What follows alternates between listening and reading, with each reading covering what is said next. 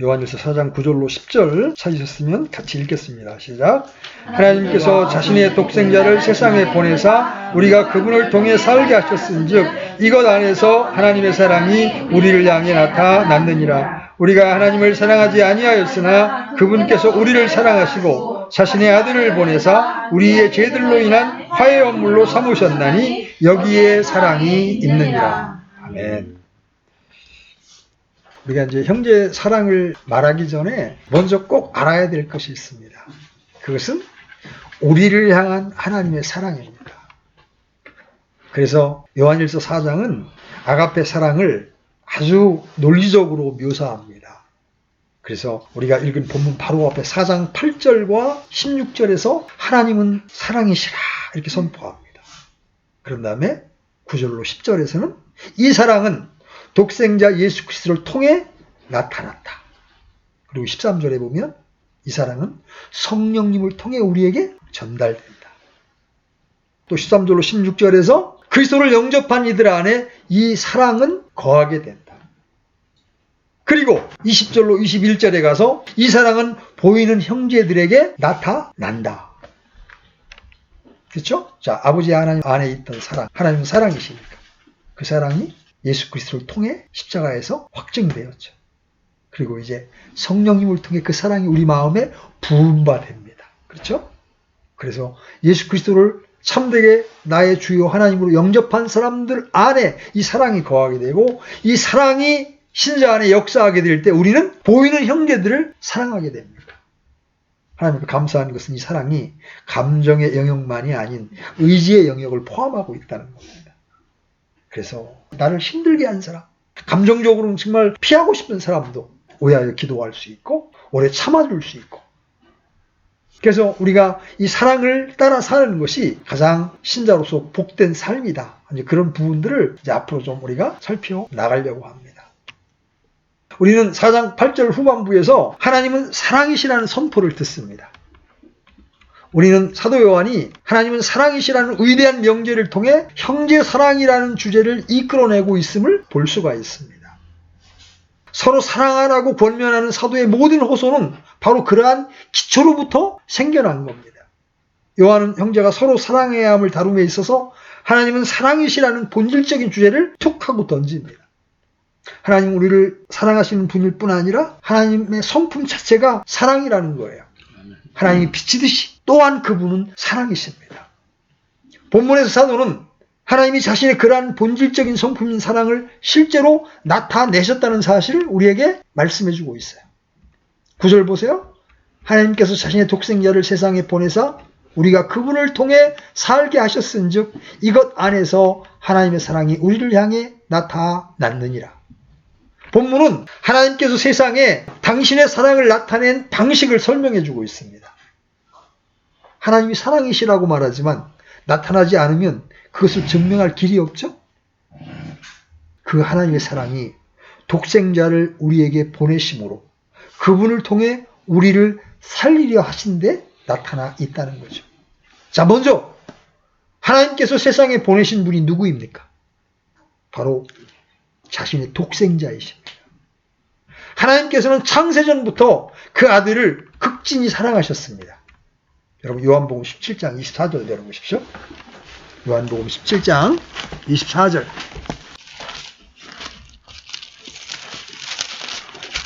자, 찾으셨으면 같이 읽습니다. 시작. 아버지여 원하건대 아버지께서 내게 주신 자들도 내가 있는 곳에 나와 함께 있게 하사 아버지께서 세상에 창건 이전에 나를 사랑하셨으므로 친히 내게 주신 나의 영광을 그들이 보게 하옵소서.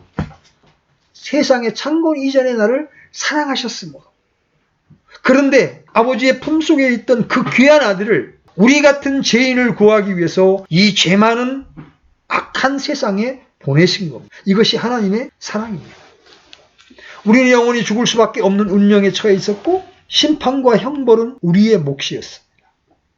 그러므로 이 세상에 아무런 소망도 없이 비참하게 살고 있었던 거예요. 그런데 하나님께서 그런 우리를 구원하고 살리시려고 독생자 예수님을 이 땅에 보내신 겁니다. 여러분, 내게 가장 소중한 것이 있으면 그거 내놓기가 쉽습니까? 항차 자신의 독생자를 내어 놓을 수 있는 사랑은 인간이 할 수 있는 사랑이 아니라는 거죠. 하나님께서는 우리를 위해 그 사랑을 나타내셨습니다. 그것을 분명하게 보여주셨습니다. 만약 우리가 이 사랑을 진정으로 이해하기만 하면 우리가 지금 겪고 있는 모든 문제와 어려움은 대부분 곧장 사라질 겁니다. 그렇죠? 분명 이 하나님의 사랑이 나타나는 것이 우리 모든 인간들에게 가장 중요한 것이라는 점을 주목해야 합니다. 그 사랑을 받아들인 자는 영생을 얻게 되죠. 반면에 그 사랑을 거부한 자는 영모를 받게 됩니다. 그리고 신자의 삶에도 이것은 직접적으로 적용이 되는 거예요. 우리가 성경을 연구하고 그리스도인으로서의 삶을 살면 살수록 우리의 근본적인 결함이 바로 하나님의 사랑을 제대로 알지 못한다는 데 있다는 것을 깨닫게 됩니다. 우리에게 결여되어 있는 것은 성경 지식이기보다는 하나님의 사랑에 대한 우리의 시각입니다. 어느 정도 하나님의 경륜에 대한 교리적인 지식이 있어도 하나님의 사랑에 대하여는 무지할 수 있습니다. 관념적일 수 있다는 거죠. 그러므로 우리의 가장 큰 목표와 노력은 그분을 더 잘 아는 것에 맞춰줘야 합니다. 그렇게 할 때 우리는 그분을 진정으로 사랑할 수 있게 되는 거예요. 사도의 목표는 바로 이런 측면에서 그리스도인들을 돕는 데 있습니다. 왜냐하면 일단 그들이 하나님의 사랑을 경험하면 자연히 서로 사랑하게 될 것이라고 확신하기 때문입니다. 여러분, 본문 9절 말씀을 대하면 요한복음 3장 16절이 생각나지 않습니까? 하나님께서 세상을 이처럼 사랑하사 자신의 독생자를 주셨으니 이것은 누구든지 그를 믿는 자는 멸망하지 않고 영존하는 생명을 얻게 하려 하심이라. 이것이 하나님의 사랑에 대한 놀라운 진술이요 복음에 대한 완벽한 요약이기도 합니다. 사실 더 나아가서 이 두 구절이 기독교 신학에 대한 완벽하고도 완전한 개요 역할을 하고 있다고 말할 수 있는 거예요. 자, 이제 여기서 우리가 자문해야 할 중요한 질문은 이러합니다. 하나님이 사랑의 하나님이라는 사실을 어떻게 합니까? 하나님이 사랑의 하나님이심을 믿는다고 말할 수 있는 궁극적인 근거가 무엇입니까? 하나님은 자신의 사랑을 창조를 통해서도 일부 나타내셨죠? 세상을 창조하신 행위 자체가 바로 그 사랑을 나타내신 겁니다. 우리는 그것을 이 세상의 질서와 체계 속에서 엿볼 수 있습니다. 사실 예수 그리스도께서는 한때 이 점을 이렇게 표현하셨습니다. 그리하면 너희가 하늘에 계신 너희 아버지의 아들이 되리니 그분께서는 자신의 해를 악한 자와 선한 자 위에 떠오르게 하시며 비를 의로운 자와 불의한 자 위에 내려주시느니라. 우리 같으면 어때? 꼴 보기 싫은 사람한테 혜택을 주려고 하겠어요? 미운 사람에게 은혜를 베풀려고 하겠어요? 하나님은 그렇지 않아. 악인이든 선이든 선한 자든 악한 자든 그들에게 햇빛을 비를 내려주셔서 살 수 있게 해주신단 말이죠. 하나님의 사랑은 인류를 향하신 하나님의 섭리적인 관심과 배려 가운데 나타나는 그 무엇입니다. 그러나 신약성경의 진술에 의하면 하나님의 사랑은 우리를 위해 주 예수 그리스도를 통해 행하신 하나님의 사역을 바라볼 때에만 최종적으로 파악할 수 있다는 거죠. 그것이 바로 성경의 위대한 주제입니다. 구약성경은 그 누군가가 오심을 고대하는 책입니다. 구원자인 메시아께서 오시리라는 것은 하나님의 은혜로운 약속이었습니다. 또한 신약성경에서는 그분이 어떻게 오셨으며 어떤 일을 행하셨는지를 설명하고 있습니다. 그리고 그것은 우리가 절대적으로 믿어야 할 내용들입니다. 하나님의 사랑은 주 예수 그리스도 안에서만 최종적으로 이해되고 인식될 수 있습니다. 그래서 오늘 본문이 그렇게 말씀하고 있는 거예요. 하나님께서 자신의 독생자를 세상에 보내사 우리가 그분을 통해 살게 하셨은즉 이것 안에서 하나님의 사랑이 우리를 향해 나타났느니라. 우리가 하나님을 사랑하지 아니하였으나 그분께서 우리를 사랑하시고 자신의 아들을 보내사 우리의 죄들로 인한 화해원물로 삼으셨나니 여기에 사랑이 있느니라. 요한은 바로 여기에 하나님의 사랑이 나타났다고 말합니다. 여기에 신학이 요약되어 있고 교리가 개괄되어 있습니다. 이 놀라운 두 구절보다 더 위대한 신학적인 진술은 성경에서 찾아볼 수가 없습니다. 요한은 하나님은 사랑이시더라고만 말하지 않고 그 사랑이 어떻게 나타났는지를 말하고 있습니다. 여러분은 바울의 표현처럼 모든 성도와 함께 지식을 뛰어넘는 그리스도의 사랑을 알아 그 넓이와 길이와 높이와 깊이가 어떠함을 깨닫고자 하는 갈망이 여러분 안에 있어야 합니다. 왜냐하면 이 하나님의 사랑의 넓이와 길이와 높이와 길이를 체험하게 되면 지금처럼 살 수가 없다는 거죠. 그래서 바울은 이미 구원받은 에베소 교회 성도들을 위하여 기도하고 있는 겁니다. 저들이 우리의 지식을 초월하는 그리스도의 사랑을 알게 되기를 원합니다. 우리는 한번 사도 요한의 안내를 따라서 그 부분을 한번 쉽지 않지만 측정해 보기로 합시다. 요한의 전반적인 주장인즉 이러합니다. 하나님의 사랑은 우리를 위해 주 예수 그리스도 안에서 행하신 일을 통해 나타났다. 그러므로 이제 그 사랑의 깊이 안에서 이제 시작해 보는 거예요. 하나님의 사랑을 바라보고 또한 자신을 바라봄으로써 그 사랑을 측정해 보십시다. 여러분이 자신에 관해 알기 전까지는 하나님의 사랑을 결코 이해하지 못할 겁니다. 그분과 분리된 우리 자신에 관한 그리고 그분의 놀라운 은혜에 관한 진리를 알기 전까지는 하나님의 사랑을 결코 이해할 수 없는 거예요. 우리는 하나님께서 우리를 사랑하셨다는 말씀을 듣습니다. 왜일까요? 하나님이 왜 우리를 사랑하셨습니까? 우리가 그렇듯 친절하고 훌륭하기 때문에, 그리고 그분의 은혜를 받을 만한 존재이기 때문에 그분이 우리를 사랑하셨나요? 본문에 있는 사도 요한의 대답을 살펴보십시오. 우리로 하여금 그분을 통해 살 수 있게 하셨다고 했습니다. 그 말은 우리가 죽은 존재라는 것을 파악할 수 있죠. 그것은 죄의 결과로 말미암은 인간에 관한 근본적인 진술이고 성경 전체에 흐르는 내용입니다. 그렇죠? 바울은 에베소 신자들에게 쓴 편지에서 또한 그분께서 범법과 죄들 가운데 죽었던 너희를 살리셨도다 이렇게 말합니다. 우리 모두는 예수 그리스도를 떠나서는 영적으로 죽어 있었던 겁니다. 자연인은, 구원받지 못한 자연인은 하나님을 아는 지식이 결여되어 있을 뿐만 아니라 영적인 것들에 대한 이해도 결여되어 있습니다. 하나님이 태초부터 사람에게 주신 위대한 영적인 역량은 잠들어 있는 겁니다.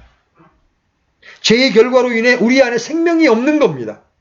우리는 살고 있는 것이 아니라 다만 존재하고 있을 뿐이에요. 성경의 조명에 따르면. 그렇죠? 에베소 2장의 첫 세 구절을 한번 읽어보십시오. 여러분 에베소 2장 한번 펴보십시오. 2장 1절로 3절 펴보십시오. 자, 찾으셨으면 같이 읽습니다. 시작. 또 그분께서 범법과 죄들 가운데 죽었던 너희를 살리셨도다. 지나간 때에는 너희가 그것들 가운데에서 이 세상의 행로를 따라 걸으며 공중의 권세 잡은 통치자 곧 지금 불순종의 자녀들 가운데에서 활동하는 영을 따라 걸었느니라. 지나간 때에는 우리도 다 그들 가운데에서 우리의 육신의 욕심 안에서 생활하며 육신과 생각의 욕망을 이루어 다른 사람들과 같이 본래 진노의 자녀들이었으나 하나님께 대하여 죽었으며 진짜 고귀한 모든 것에 대해 죽었습니다. 그리고 이 세상과 이 시대의 방식을 따라 살고 있습니다. 이거는 죽은 상태로 존재하는 거죠. 요한이 말하고 있는 바는 바로 이렇습니다. 즉 그리스도께서 오셔야 그분을 통해 우리가 살 수 있으며 그분 없이는 우리가 죽은 상태라는 거죠. 그러나 그것뿐만이 아닙니다. 성경에 의하면 사람들은 사랑하는 것과는 거리가 멀며 본성상 하나님을 미워합니다. 사랑은 여기 있으니 우리가 하나님을 사랑하는 것이 아니요. 우리가 본성으로 하나님을 사랑하고 그분이 우리의 사랑에 응답하신 것이 아니라는 겁니다. 성경이 묘사하는 바에 의하면 사람들이 하나님을 찾으며 하나님이 그들의 요청에 응답하신다고 하는 것은 세속적인 신학입니다. 전혀 그렇지 않습니다. 우리가 하나님을 사랑하는 것이 아니라 그분이 우리를 사랑하셨습니다. 사람들은 본성적으로 하나님을 사랑하지 않습니다. 성경에 의하면 사람들은 본성상 그리고 죄의 타락의 결과로 하나님과 원수된 관계입니다. 바울은 로마서 8장 7절에서 이렇게 말합니다. 육신적인 생각은 하나님의 법에 복종하지 아니할 뿐 아니라 참으로 그리할 수도 없으므로 하나님과 원수되는 것이니라. 이 모두가 진리 아닙니까? 우리 모두가 본성상 예수 그리스도의 복음 안에서 받은 빛을 떠나서는 그릇된 길로 나아가고 하나님을 향하여 저기를 느낄 수밖에 없다고 말할 수밖에 없는 거예요. 우리는 하나님의 원수들이어서 하나님께 저기를 드러냅니다. 제가 자주 이야기하잖아요. 불교 이야기할 때, 유교 이야기할 때, 마음의 교 이야기할 때 아무도 이해를 제기하지 않습니다. 그런데 그런데 말이야, 우리의 죄를 위해서 예수님이 이 땅에 오셔서 우리를 위해 죽으셨다. 이거 지금 5초도 안 했잖아요. 그 말만 하면 발작적으로 거부합니다. 그 하나님에 대한 정의를 나타내는 거죠. 그런데 하나님께서 그리스도를 보내주신 때가 어떤 때예요? 우리가 어떤 상태에 있을 때예요? 우리가 아직 죄인이었을 때 그리스도께서 우리를 위해 죽으심으로, 이는 우리가 원수였을 때에 하나님의 아들의 죽음으로 말미암아 하나님과 화해하게 되었을진데, 이것이 인간에 대한 묘사잖아요. 죽은 상태에서 하나님을 미워하고 그분을 사랑하기는커녕 오히려 그분께 적대감을 느낍니다. 그리고 이 모든 사실로 인해 사람은 본성상 하나님의 진노 아래 있으며 자신의 죄로 인해 하나님의 심판을 받아 마땅한 상태에 있는 거예요. 그것이 바로 바울의 진술이며 성경 곳곳에서 언급하는 내용입니다. 우리 이렇게 인간의 어떠함을 살펴보므로 놀라운 하나님의 사랑을 측정하려고 시도하고 있는 거예요. 첫 번째로 측정한 내용인즉 이러합니다. 사람들은 죄악의 구렁텅이 속에 있으며 진노밖에 받을 것이 없습니다. 그들을 위해 옹호할 말이 아무것도 없습니다. 신약 성경의 모든 주장인즉 자신이 어떠한 자인데 예수께서 오셨는가를 알기 전까지는 하나님의 사랑에 관해 아무것도 알 수 없다는 겁니다. 그것이 바로 하나님의 사랑을 측정하는 첫 번째 단계입니다. 이제 두 번째 단계. 우리는 사람을 살펴보았죠? 이제 하나님을 보고 그분이 행하신 일을 한번 봅시다. 우리는 하나님께서 자신의 독생자를 세상에 보내셨다는 놀라운 이야기를 듣습니다. 그것이 바로 신약 성경의 핵심적인 메시지요, 사실상 성경 전체의 핵심적인 메시지입니다. 그것은 나사렛 예수 그리스도라 불리는 분에 대한 말씀이죠. 그분이 누구십니까? 요한은 그분에 관해 이야기해왔습니다.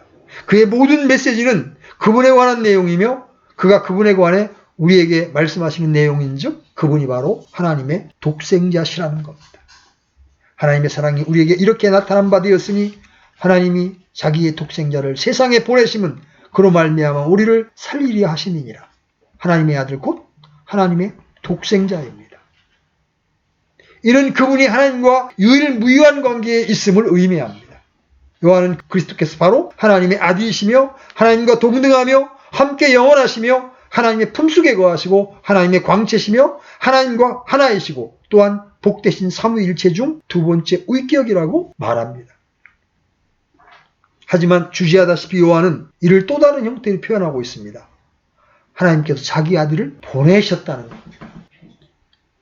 따라서 만일 예수 그리스도께서 세상에 보내심을 받은 분이라면 그분은 예전부터 존재하고 계셨어야만 하는 겁니다. 그렇죠? 우리가 크리스마스를 절기로 지키지 않는 이유가 그것입니다.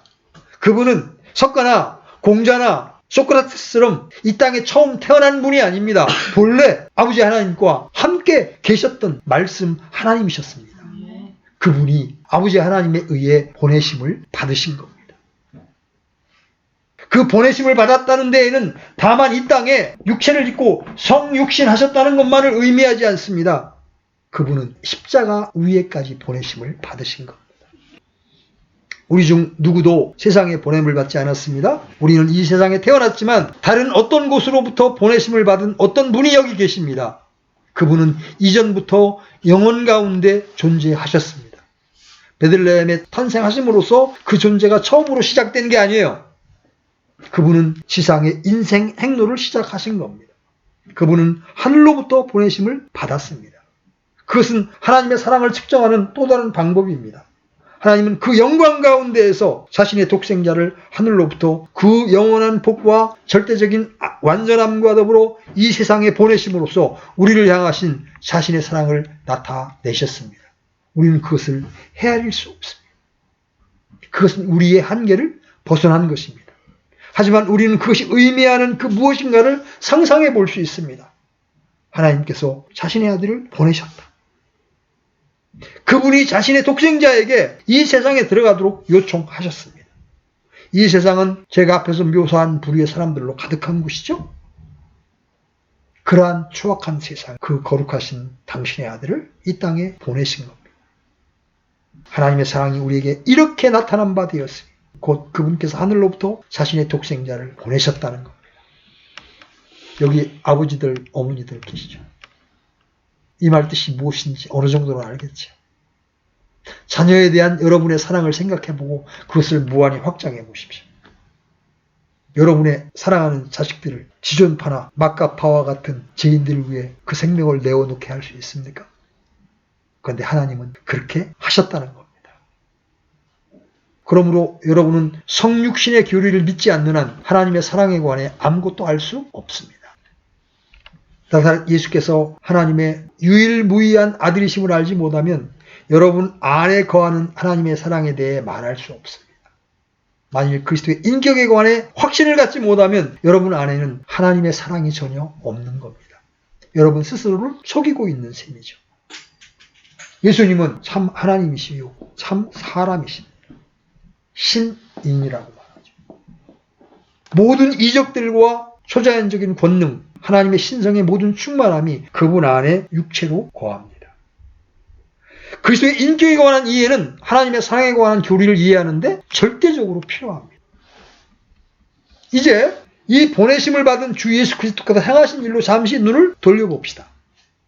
우리는 하나님께서 자신의 독생자를 하늘로부터 보내셨다고 했습니다. 그 아들을 세상에 보내셨습니다. 독생자께서 이 세상에 오셨습니다. 자, 우리는 지금 하나님의 사랑을 측정하고 있습니다. 그리고 이것이 바로 그것을 측정하는 방법입니다. 그분이 오신 세상을 보십시오. 여러분은 그분의 탄생과 그것에 관해 들은 바를 기억할 겁니다. 영원하신 하나님의 아들께서 하늘로부터 오신 세상이란 이러합니다. 베들레헴의 여관에는 그분을 위한 그리고 마리아와 요셉을 위한 방이 없었습니다. 인류의 이기심이란 그 정도입니다. 만삭이 된 여인이 왔지만 방을 내줄 만한 공간이 없었던 겁니다. 그래서 출산 직전에 있는 여자가 방을 얻지 못하고 마구간에 들어가야 했습니다. 그래서 예수님은 말 구유에서 태어나야 했죠. 영광의 주님께서 마구간에 우리에 누우셨던 겁니다. 그분이 오신 세상이란 이런 곳입니다. 이기적이고 사납고 자기 중심적인 이 세상에 모두 자기 자신을 위해 분주한 그런 세상에 오신 겁니다. 또 여러분은 헤롯이 어린아이를 사육한 이야기를 기억하죠? 그 모든 악의, 시기, 증오 뿐만 아니라 그분은 너무도 비천한 모습으로 오셨습니다. 왕의 아들로 태어나든지 그랬으면 좋은데 가난한 목수의 아들로 태어나셨습니다. 양씨는 그를 위해 가장 고귀한 제물을 바칠 능력도 없었습니다. 그래서 그들은 산비둘기 2마리를 바쳐야 했습니다. 원래 좀 돈이 있는 사람들은 소를 바치거나 양이나 염소를 바쳤는데 가난한 사람들은 산비둘기를 잡아서 희생물로 바쳤습니다. 감당할 형편이 안 되었던 거죠. 그분은 매우 가난한 가정에서 태어났습니다. 그분은 누추함과 가난에 수반되는 결핍에 대해 알고 계셨습니다. 또한 30년 동안 보통 사람들과 함께 목수로 평범한 삶을 사셨습니다. 영광의 주요 하나님의 영원한 품에서 오신 영원하신 하나님의 아들이 직접 죄와 대면하신다는 것이 무슨 의미인지 여러분 한번 상상해 보십시오. 초한 죄악을 바라보며 그것과 대면한다는 것이 무엇을 의미할까요? 그 모든 수치와 그 모든 추악함, 그것은 하나님의 사랑으로만이 설명할 수 있는 겁니다. 어떻게 그분이 자신의 모든 정결함과 거룩함 가운데에서 하늘로부터 오사 30년 동안 여러분과 제가 살고 있는 이 세상에서 사실 수 있었을까요? 어떻게 그분께서 그렇게 하실 수 있었을까요? 어떻게 그것을 견디고 참아낼 수 있었을까요? 그러고 나서 그분의 사역과 그분의 순수하고 자비롭고 거룩하신 교훈을 보고 또한 그분을 대적하여 일어난 반대 세력을 보십시오. 서로 바라보고 수군거립니다. 간교한 질문을 던집니다. 또 그분을 올무에 빠뜨리려고 시도하는 바리새인들을 보십시오. 그분을 아래로 끌어당기려는 교활한 움직임을 보십시오. 그 음모를 보십시오. 심지어 그분의 제자들 가운데서 발생한 배신을 보십시오. 그들이 그 거룩하신 이마에 씌운 가시관을 보십시오. 그분이 오신 세상이 그러합니다. 하나님의 사랑이 우리에게 이렇게 나타난 바 되었으니 하나님께서 자기의 독생자를 세상에 보내심은 더욱이 하나님은 예수님을 이 땅에 보내사 그분을 우리의 죄를 위한 화해 헌물로 삼으셨습니다. 오늘 본문 10절 우리가 하나님을 사랑하지 아니하였으나 그분께서 우리를 사랑하시고 자신의 아들을 보내사 우리의 죄들로 인한 화해 헌물로 삼으셨나니 여기에 사랑이 있느니라. 여기에 고전적인 위대한 속죄 교리가 들어있습니다. 하나님께서 그분을 이 세상에 보내사 우리를 위한 속죄 제물이 되게 하셨다는 겁니다. 고린도후서 5장 21절은 이렇게 말씀하십니다. 하나님께서 죄를 알지 못한 그분을 우리를 위하여 죄가 되게 하신 것은 우리가 그분 안에서 하나님의 의가 되게 하려 하십니다. 그것은 또한 예수님께서 제사장이실 뿐만 아니라 친히 제물, 헌물로 드려졌음을 의미합니다. 우리는 하나님을 사랑하기는커녕 하나님을 알지도 못했고 하나님과 원수된 자들이었습니다. 그러나 오직 하나님께서 우리를 사랑하사 우리 죄를 위하여 그 아들을 화해 헌물로 보내셨습니다. 하나님께서 그분의 아들을 보내신 것이 사랑이라는 말입니다. 우리가 아니라 하나님이 먼저 사랑의 음성을 바라시고 사랑의 길을 내셨습니다. 그 아들을 화해 헌물로 보내신 것, 이것이 하나님의 최고의 사랑인 거죠. 우리는 이를 통해 하나님의 사랑을 알 수 있습니다. 여러분, 이 화해 헌물이라는 말은 적의의 적대감을 가지고 있는 상태에 있는 상대방을 달래는 데 필요한 대가를 의미하는 겁니다. 성경적 의미에서 화해 헌물은 하나님 자신이 사람들에게 지키라고 주신 율법의 요구들을 지불하기 위해 주어지는 것이라고 말할 수 있어요. 율법은 뭐예요? 내가 거룩하니 너희도 거룩하라. 죄인은 곧 율법을 범하는 것이야. 누구든지 율법 전체를 지키다가 하나를 범하면 전체를 범하는 것이 되니라. 그런데 안타깝게도 죄 없는 의인은 이 세상에 없습니다. 우리가 영원한 생명을 얻으려면 우리에게 죄 없음이 요구된다는 거예요. 그런데 실제로 우리 가운데 죄가 없는 의인은 한 명도 없어요.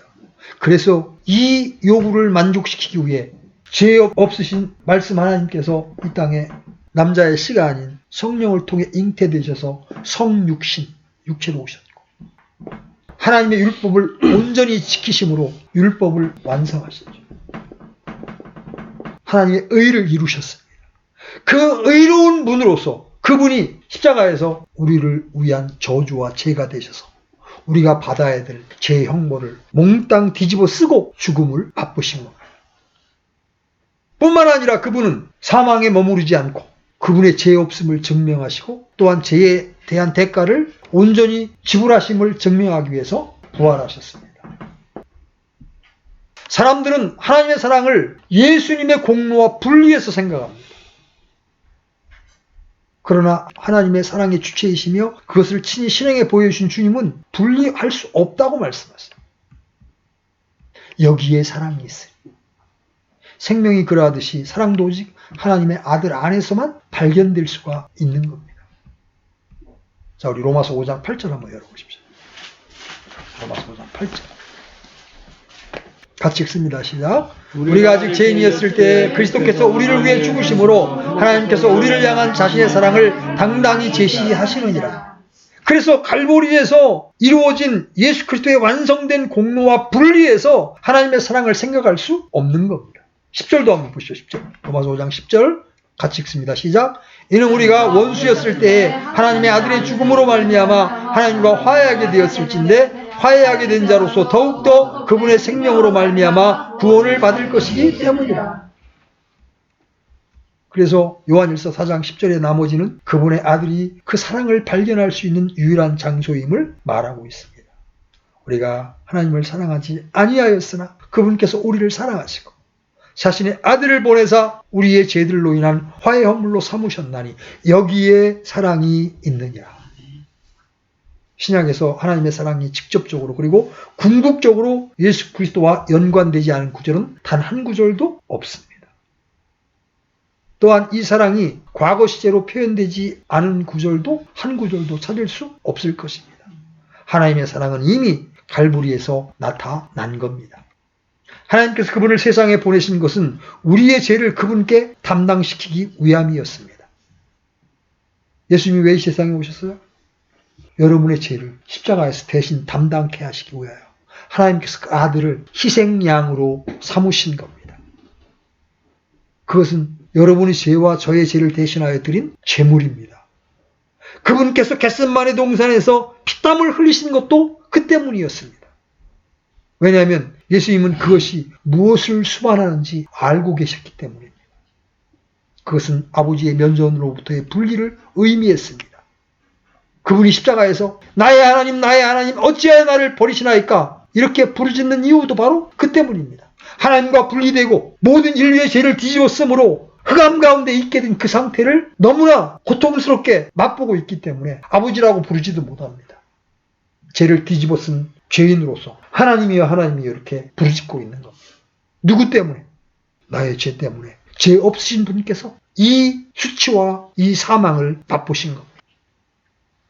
우리는 그분이 이 세상에 오실 뿐 아니라 화해헌물과 희생헌물이 되시고 대속의 죽음을 당하사 여러분과 저를 구원받을 수 있게 하신 데서 하나님의 사랑을 보게 되는 겁니다. 하나님께서 자신의 독생자를 보내사 죽게 하시고 잔인한 수치와 고뇌와 십자가의 고난에 처하게 하시고 또한 죄를 알지 못하며 무음하신 분으로 우리를 대신하여 죄를 삼으신 데서 하나님의 사랑을 발견하게 되는 겁니다. 그런데 하나님의 사랑은 거기서 그치지 않습니다. 하나님은 그분을 죽은 자 가운데 다시 살리셨고 그리하여 그 희생이 충분하였고 율법이 만족되었으며 또한 그 모든 것이 완전해졌음을 선포하셨습니다. 거듭말하지만 만일 그리스도께서 십자가에서 그런 식으로 죽지 않으셨다면 하나님께서 죄를 사하실 수 없다는 사실을 알기 전까지는 여러분은 하나님의 사랑에 관해 아무것도 알지 못합니다. 그것이 바로 하나님의 용서의 방법입니다. 왜냐하면 여러분은 속죄의 교리 없이는 하나님의 사랑을 이해하지 못하기 때문입니다. 하지만 한 번 더 깊은 곳으로부터 높은 곳으로 한번 올라가 보십시다. 그분과 함께 부활 가운데 일어납시다.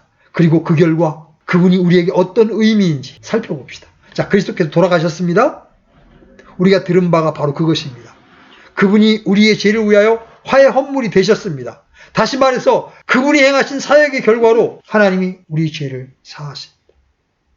그분의 죽음을 통해 우리가 그분 안에서 하나님과 화해하게 되었습니다. 우리는 그분의 피를 통해 구속함을 받았습니다. 피가 필수적이죠? 그 아들 안에서 그의 피를 통해 우리가 구속 곧 죄들의 용서함을 얻었도다. 그분 안에서 우리는 하나님과 화해하게 되고 죄사함을 받으며 또한 회복됩니다. 그렇습니다. 더 나아가 하나님의 아들은 이제 우리를 살리셔서 그분을 통해 살아갈 수 있게 하셨습니다. 우리는 생명을 선물로 받았습니다. 그분이 오셨으므로 우리는 생명을 얻었습니다. 우리는 그분의 성품을 받았고 그분의 권능을 받았습니다. 그분이 우리 안에 거하십니다. 우리는 그분 안에 살고 그분은 우리 안에 계십니다. 그런 거로 우리는 그분을 통해 살아가게 된 거예요. 거기서 우리는 다시 높은 데로 일어섭니다. 그것이 바로 하나님께서 그리스도를 통해 그분의 사랑 안에서 우리를 위해 행하신 일입니다. 자, 보십시오. 이제 사도 바울이 에베소서에서 말한 부분을 결론적으로 정리를 해봅니다. 하나님의 사랑의 깊이, 그분이 그 높고 높은 곳에 계셨던 그분이 이 땅에 인간으로 오셨고 십자가의 죽음을 하신 다음에 그분의 혼은 지옥에까지 내려가셨습니다. 우리와 같은 죄인을 위하여 가장 낮은 곳까지 내려가셨습니다. 여기서 우리는 하나님의 사랑의 깊이를 발견합니다. 자, 하나님의 사랑의 높이는 어떠합니까? 지옥에 갈 수밖에 없는 우리를 살려내셔서 우리를 하늘의 처소에 앉히셨습니다. 아멘? 우리의 영적인 어떠함, 우리 현재 이 땅에 살고 있지만 우리의 영적인 신분은 이미 예수님과 함께 하늘에 앉힌 바 되었습니다. 이것이 하나님의 사랑의 높이입니다. 하나님의 사랑의 길이는 어떠합니까? 믿는 자에게 주시는 생명은 잠깐 있게 되는 생명이 아니라 영원한 생명, everlasting life입니다. 예수님이 우리에게 주시는 생명은 영존하는 생명입니다. 죄로 말미암아 멸망할 수밖에 없는 우리를 향하신 하나님의 사랑은 십자가에서 나타나는 그 십자가의 사역을 우리가 믿는 순간 그분이 우리에게 주시는 생명은 바로 영존하는 생명입니다. 마지막으로 하나님의 사랑의 넓이는 어떠합니까? 예수님이 죽으실 때 선한 사람, 율법을 잘 지키는 사람만을 위하여 죽으셨습니까? 지존파를 위해서도 죽으셨습니다. 막가파를 위해서도 죽으셨습니다. 누구든지 그를 믿는 자는 멸망하지 않고 누구에게나 열려 있습니다. 이것이 하나님의 사랑의 넓이입니다. 여러분의 사랑을 한번 살펴보십시오. 내게 잘해주는 사람, 내게 친절한 사람에게 나도 한없이 친절합니다. 그러나 나를 힘들게 하고 나를 어렵게 하는 사람을 향하여는 사랑은커녕 적의를 드러냅니다. 그러나 하나님이 우리에게 보여주신 사랑의 넓이는 누구든지 이 세상 모든 사람을 위하여 자신의 생명을 내어놓으신 사랑이라는 겁니다. 여러분, 죽어있던 우리를 살려내시고 이 땅에서 주님을 따라 의롭게 살게 하시고 마침내 새하늘과 새 땅을 새 상속 언약으로 허락하신 이유가 무엇입니까? 이렇게 우리를 사랑하신 이유가 무엇입니까? 그것은 하나님 안에 있는 자연 발생적 사랑이었습니다. 하나님께서 세상을 이처럼 사랑하사. 여러분, 이 사랑을 경험하신 적이 있으십니까? 여러분, 이 사랑이 성령을 통하여 여러분 안에 부어진 적이 있으십니까? 여러분, 꼼꼼히 십자가를 묵상하십시오. 도대체 내가 어떤 자였는데 그 거룩하신 분께서 이 땅에 인간으로 오셔서 나를 대신하여 십자가에 몸이 찢기시고 피를 흘리셨습니까? 나를 위하여 대신 지옥까지 내려가셨습니까? 그리고 나를 살려내시고 이제 나를 하늘의 처소에 앉히셨는가? 여러분, 생각해 보십시오. 거기서 하나님의 사랑을 발견하시고 하나님께 성령의 빛비춤을 간구하십시오. 그래서 여러분 안에 하나님의 사랑이 더 크게 부어질 수 있도록 여러분 추구하십시오. 그 사랑이 여러분을 지배하게 될 때 여러분은 곁에 있는 형제를, 또 나를 힘들게 하는 형제를 위하여 기도할 수 있고 사랑할 수 있는 그런 자들로 우리가 전진할 수 있게 되는 겁니다. 우리 모두가 한 해 이런 부분을 추구하고 사랑할 수 있는 자들로 발견되기를 원합니다. 아멘.